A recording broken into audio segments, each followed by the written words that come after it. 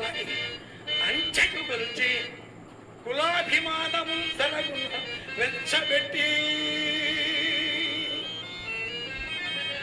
హరిచందన కీర్తుల వీటను వచ్చి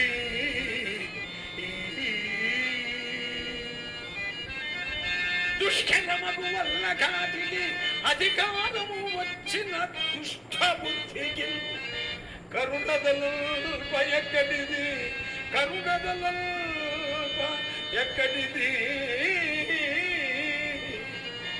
ఎవరైననేమి దీన రక్షణము తప్పు కాదు కదా. తప్పో ఒప్పో నాకడ చెప్పకు శ్యామును పారవైచిన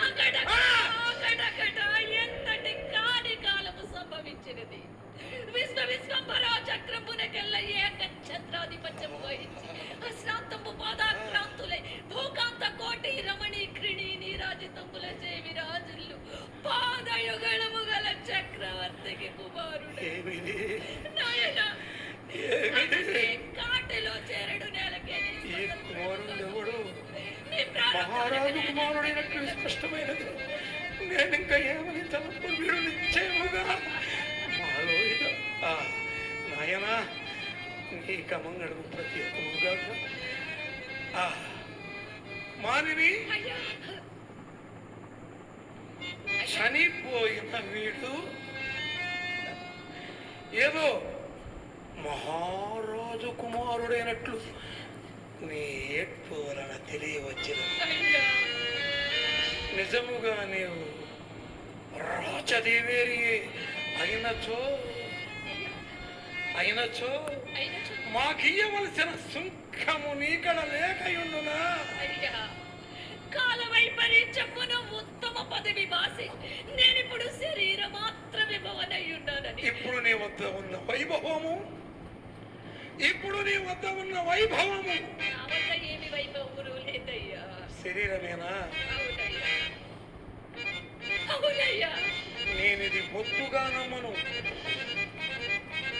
ఇప్పుడు నీ వద్ద ఉన్న విభవము శరీరము మాత్రమే కాదు. ఆలోచించుకొనుటకు నా వద్ద ఏమున్నదయ్యా? ఏమీ లేదా.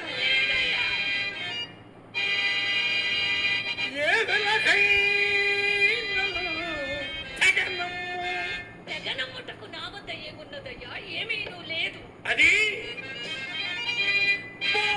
సూర్య ప్రభా కలితంపై వెలుగొందుచున్నది. బాలసూర్య ప్రభా కలితంపై వెలుగొందుచున్నదా? దానిని ఏ వెలకైనా తగనమ్ము. అట్లు వెలుగొందుటకు కానీ నేను తగినముటకు కానీ నా వద్ద ఏమీనూ లేదయ్యా. దళము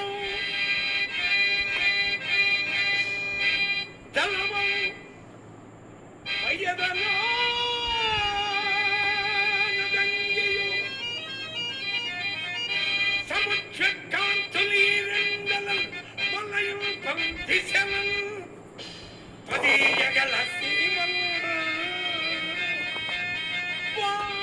సూర్య ప్రభా ఖండితంపై వెలుగొందుచున్నది.